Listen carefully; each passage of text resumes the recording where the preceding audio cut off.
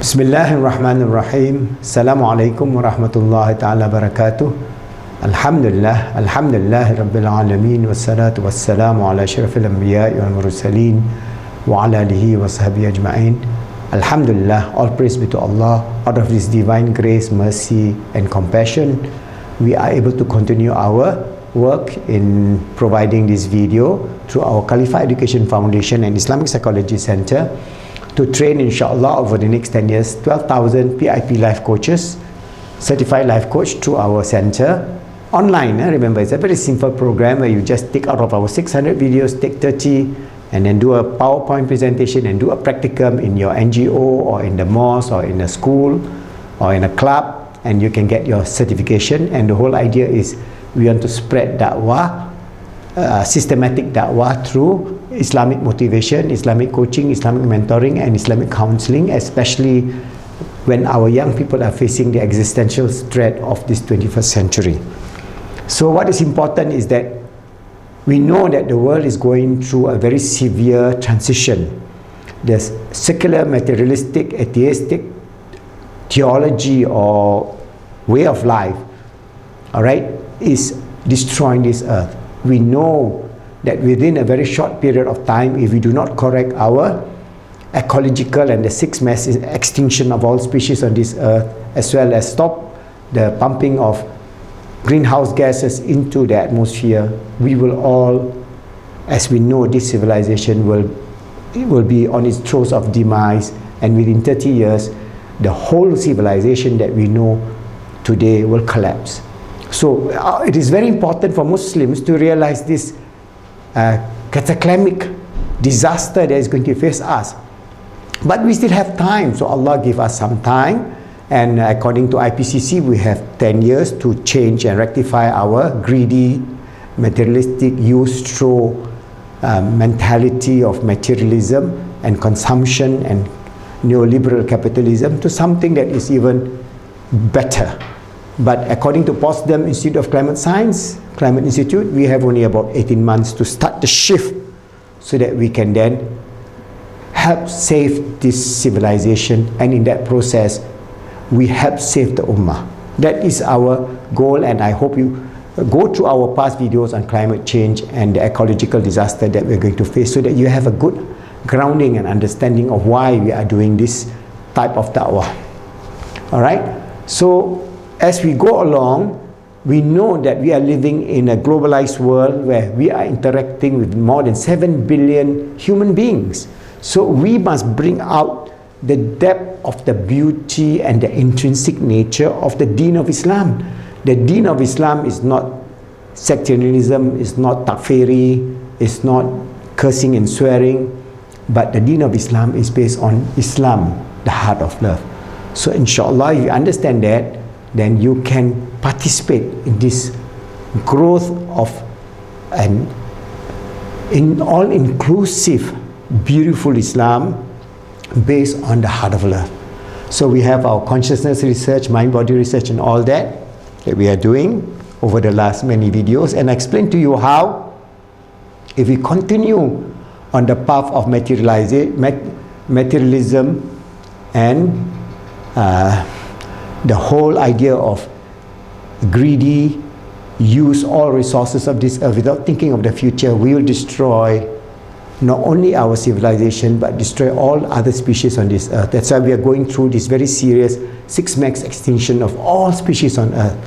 So we have to move upward to progress to a new civilization post this materialistic, atheistic civilization to a holistic, integrated civilization. And I've explained to you about the nature of being spiritual, and then having a form-based Islam, and then being a spiritual Muslims who are not practicing the fullness of Islam, and finally developing the heart of Islam, the love of Islam for all. That means the fullness of Iman, Islam and Ihsan. So I have given you some ideas of what caused the root cause of the degeneration of the 21st century Ummah from the 17th century, all right, and then where we have to take our stand in terms of becoming an Ummatul Wasatiyah, moving away from takfiri Salafism, political Salafism and passive Salafism, moving away from occultism, Sufism, free-for-all Sufism, Pir, Sheikh, Guru idolization Sufism, to a center that we absorb the beautiful beauty of spirituality from Tasawwuf, At-Tasawwufah, and we bring the need for purity from the Salafi to the center. And once we go to the center, then we have a beautiful spiritual Islam that is based on the heart. And inshallah, we will do more of these videos, and inshallah, if Allah wills, we have one more YouTube channel that is Islam, the Heart of Love channel, because I'm going to do a lot of this research and studies to open our hearts, our soul, our mind, our four rims of our understanding, that our spiritual, emotional, mental and physical self integrating with the highest order of the nature of understanding Allah, who is the creator. His essence we do not know, but his attributive aspect of being the absolute intelligence or the absolute nur or light. Allahu nurus samawati wal ard. Allah is the light of the heavens and the earth. The nur, not the physical light, but the spiritual light that he infuses to all his creature, especially as human being, as a reflection of his glory. So what is important is that we have explained to you that we Muslims must move away from sectarianism and then cursing one another, but we must move towards loving one another. So the first step is we Muslims must work together. Whether you are Salafi, whether you are Ahli Sunnah, whether you are Shia, whether you are this or that, doesn't matter. Our deen is broad enough to bring you all together. And let Allah judge on the day of judgment. Whoever says La ilaha illallah Muhammad Rasulullah is a Muslim. So if we have differences in some point of theology, that should not allow us to break apart asunder. That should not allow us to curse and swear at each other, but to learn and understand, to find this middle path of wasatiyah. So once we have moved towards the unity of the Muslims, because it is very important, this 1.7 billion Muslims of the 7 billion human beings, we must come together to show a good example. Now we are not showing a good example, we are showing example of extremism, example of bombing, example of suicide killing and so on, which is bad. We have to resolve that internally. So we must be open to this criticism by the others, the non-Muslims, and wayward forward towards, step by step, towards bringing us towards this perfection of our deen. So once we have done that, then we end at another level, because the 7 billion human beings that's living in this earth today, we are interacted in a globalized manner. If you start your pollution in China, it will end up in the North Pole or the South Pole. If you start your pollution in Jakarta or in Saudi Arabia, it will spread. We cannot prevent the air flowing all over the world. We cannot prevent the seas bringing all the current from all over the world. We cannot prevent the migration of the birds. We cannot prevent disease, virus, pathogens and so on spreading like wildfire now, killing human beings. We cannot prevent climate change. Now with the increase in climate change forcing hundreds of millions, and maybe in 30 years' time more than 3 billion human beings will be displaced. Where are we going to go?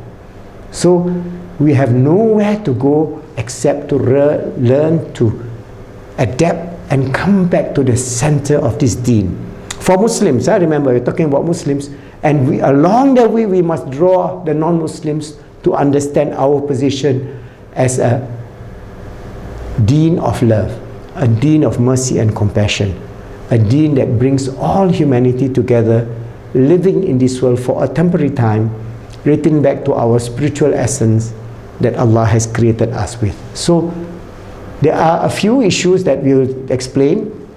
Number one, the unity of humankind is due to the common parentage of Adam and Eve. Now with the understanding of DNA and RNA analysis, we have now found out that we come from a single pair.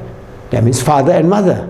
So within, encoded in our DNA, is this father and mother figure. Who is that father and mother figure? Okay, well, you say this is Adam and Eve. Oh, this is a story in the Torah, the story in the Bible, the story in the Quran. No, you can take it a story, but it is now validated by scientific evidence. So we have the first human being.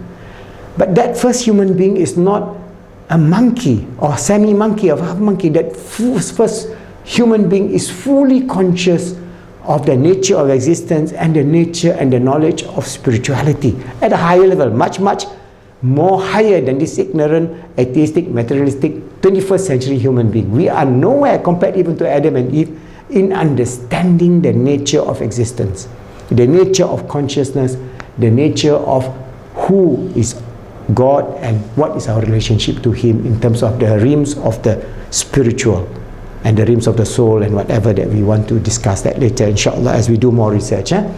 So Allah tells us in the Quran, Surah 49 verse 13, verse 49, Surah 13, mankind, we have created you from a single pair of a male and a female, Adam and Eve, and made you into nations and tribes, that you may know each other. Verily, the most honored of you in the sight of God is the one who is most righteous. So, the one who is most loving, most caring, because God created us out of this divine rahmah. We will go into detail of this understanding of the divine rahmah of existence of this universe.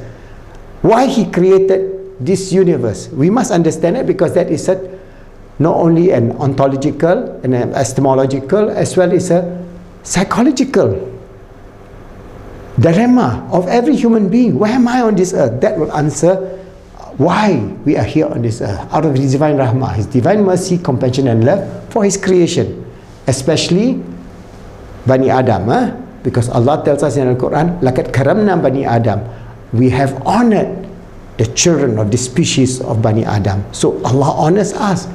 Allah honors us in many ways, but we have to understand that this honor that He gave us is dependent on the most honored of you in the sight of God is the one who is most righteous. That means the one who is doing good as the Caliph of Allah, striving to make this world a better world and so on. So what is important is that if we understand that we are all together on this one earth, we have a common parent, whether you are black, whether you're white, whether you're brown like me, we are all brothers and sisters in humanity. Alright? And we must then, the ummah must be the most righteous, the most beautiful, the most honorable, the most integrative, the most person with the highest level of love, mercy, compassion, forgiveness, grace. So we must be that portrayal of this beautiful deen, and we are failing, but we have hope, because Allah tells us every day is a new day. Let us strive to make that day a better day and make it a better world for all. So once we understand that, then we must understand the third aspect, that is Allah created humankind to be His vicegerent on earth, to strive in unity with all the other human beings. All human beings, we are together, we are one family, we are one planet earth. Let us make ourselves good, help others to be good, and make the world good, and make it ecologically beautiful and pleasing to all Allah's creatures, all species on this earth, and pleasing to Allah or God Himself. So I will continue this in the next part 2 to give us this understanding, this beautiful message of Islam, the heart of love, inshallah, and we will then be able to bring our brothers and sisters in the 21st century to have a purposeful, meaningful, wonderful life of Iman, Islam and Ihsan, knowing that we are the servant of Allah, His Khalifah, striving to make ourselves good, helping others to be good, and making the world good, inshallah.